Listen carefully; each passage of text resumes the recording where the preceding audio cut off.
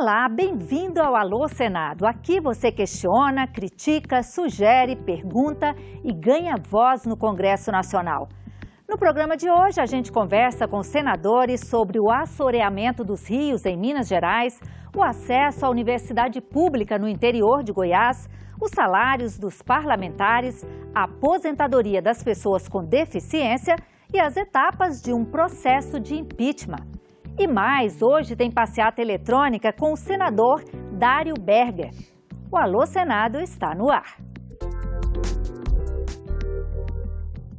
A gente abre o programa com a mensagem da Maria José, que mora na cidade mineira de Juatuba.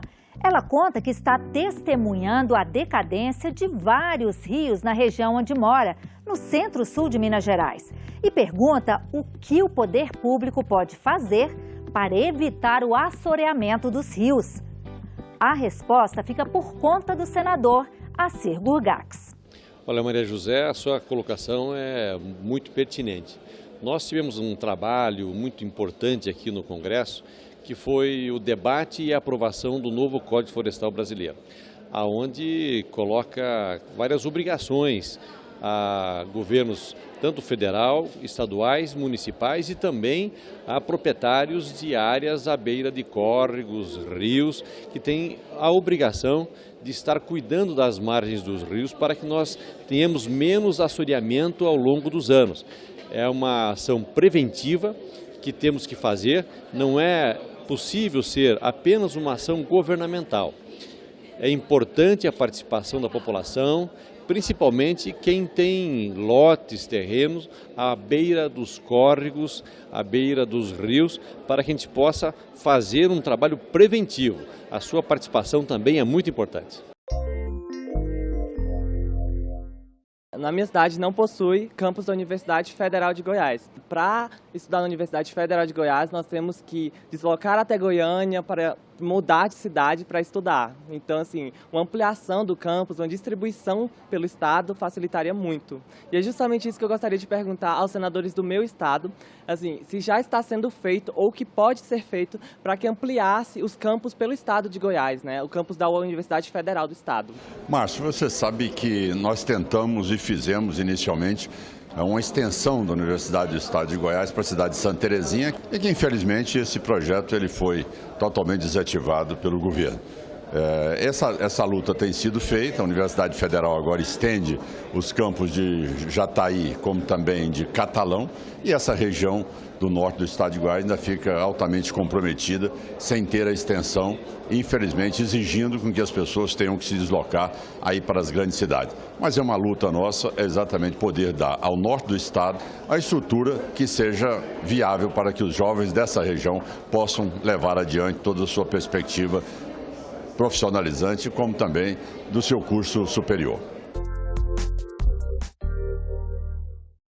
Diante da atual falta de recursos para a educação, é necessário diminuir os salários de todos os políticos, nas esferas municipal, estadual e federal. Essa é a opinião do Ricardo Khrushchevski, que escreveu para a gente lá de Salvador, na Bahia. Os parlamentares concordam com o Ricardo? Com a palavra, a senadora Vanessa Graziotin.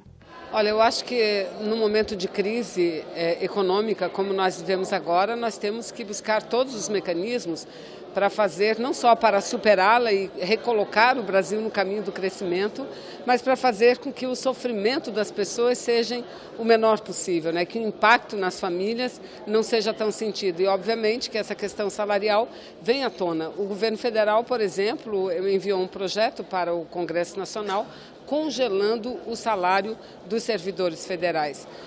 Nós poderíamos fazer isso com os parlamentares, entretanto não há necessidade porque os salários, os vencimentos dos parlamentares, eles são modificados, eles são aumentados, reajustados somente a cada 4 anos, portanto eles passam 4 anos congelados, mas dentro desse esforço de fazer uma economia, alguns senadores, entre os quais eu, senadora Gleisi e senador Pimentel, apresentamos um projeto de lei também para que temporariamente pudesse ser diminuído em alguns pontos percentuais os nossos salários. E um outro problema que eu considero fundamental é de uma vez por todas a gente regulamentar o teto salarial. No Brasil nós temos um teto, nenhum servidor público pode, pela lei, ganhar mais do que os ministros do Supremo Tribunal Federal e do que a presidência da República. Mas, na realidade, não é isso que acontece. Eles utilizam de um monte de mecanismos para aumentar os salários. Existem salários no serviço público, no Poder Judiciário, em outros poderes que ultrapassam R$100 mil.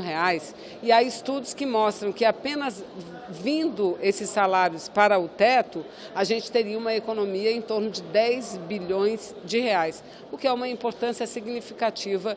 E o Congresso Nacional trabalha para regulamentar essa lei e não permitir que ninguém ganhe mais ou nenhum centavo além do teto que é estabelecido. O Passeata Eletrônica foi até o senador Dário Berger para saber: as redes sociais conseguem mesmo aproximar os cidadãos e os parlamentares? Nossa, e como? Essa é uma ferramenta hoje fundamental. Muitas das ações que nós empreendemos, elas vêm de sugestões, de orientações, de críticas que vêm das redes sociais, porque eles hoje estão nos acompanhando em tempo real. Eu acho que isso é muito importante, porque não existe democracia sem a participação da população como um todo. Afinal de contas, nós no Brasil estamos exercendo um cargo aqui como senador através da democracia representativa. Nós representamos a sociedade. No nosso caso, eu represento o Estado, mas o Estado é composto de pessoas. E as obras, elas são importantes, mas as pessoas são mais importantes. Então, na verdade, essa ferramenta, ela tem sido fundamental e balizadora para as ações minhas e, eu acredito, de praticamente todos os parlamentares do Brasil inteiro. As alterações na Previdência Social que estão em discussão no Congresso poderiam afetar a aposentadoria das pessoas com deficiência? Essa é a dúvida do Raimundo Nonato Silva de Brito, que fez contato com a gente lá de Fortaleza, no Ceará. E quem responde a mensagem do Raimundo é o senador Paulo Paim. Raimundo, o artigo 28 do Estatuto só fortalece a aposentadoria das pessoas com deficiência. Em nenhum momento o Estatuto vem na linha de prejudicar. O Estatuto, desde o início, eu sempre dizia que ele amplia direitos, ele não retira direitos. Pode ter certeza que a redação dada no artigo 28 garante efetivamente a aposentadoria especial às pessoas com deficiência. E claro que essa discussão sempre tem que passar pelo Legislativo, pelo Executivo, mas o princípio estará assegurado. Qual é a forma correta de se estabelecer um processo de impeachment? E quem realmente pode estabelecer esse processo? Essas perguntas foram enviadas pelo José Ricardo Pinheiro Barreto, da cidade cearense de Juazeiro do Norte. E foram respondidas pelo consultor legislativo Frederico Lima. Bom, José Ricardo, o rito do processo de impeachment ele tem que ser estabelecido por lei. Isso está previsto na Constituição Federal, no artigo 85, parágrafo único. A questão é que essa lei, ela já existe, é uma lei de 1950, é a Lei 1079, e essa lei ela foi publicada na vigência de uma Constituição anterior. O que acontece? Atualmente, na vigência da Constituição de 88, alguns dispositivos dessa lei eles não foram recepcionados, eles não estão em vigor. Então, acaba gerando uma controvérsia sobre quais dispositivos aplicar ou não. E essa lei, que é a Lei 1079, ela prevê a aplicação subsidiária, ou seja, no que a lei for omissa, você vai aplicar o regimento interno da Câmara e do Senado. Então, o que tem gerado controvérsia hoje é exatamente como definir o rito. Então, o rito está previsto na lei e, subsidiariamente, você aplica o regimento interno da Câmara e do Senado. Há controvérsia e, como a legislação é bastante antiga, você tem alguns dispositivos que não se aplicam e aí surgem as controvérsias sobre qual é o rito que de fato deve ser aplicado. Recentemente, a polêmica foi o presidente da Câmara, respondendo uma questão de ordem, ele definiu um procedimento, sempre pautado na Lei 1079 e no regimento da Câmara. Agora, esse procedimento ele foi impugnado por um deputado, essa matéria foi parar no Supremo, e o Supremo entendeu que o presidente da Câmara não pode, em decisão de questão de ordem, estabelecer um procedimento. Lembrando só que o procedimento foi estabelecido com base nas normas em vigor. Agora, apesar de existir essas normas, não fica claro qual é exatamente o procedimento que deve ser observado.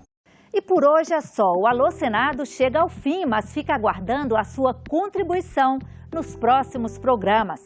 Para mandar uma mensagem escrita para a gente, acesse senado.leg.br/TV. Para fazer contato por telefone, é só ligar para o 0800 61 2211. O Alô Senado também está nas redes sociais. Fale com a gente pelo twitter.com/alôsenado ou pelo facebook.com/alôsenado federal. Se quiser escrever ou mandar a sua pergunta em vídeo para o nosso WhatsApp, o número é 6199661616. A gente se vê no próximo Alô Senado. Até lá!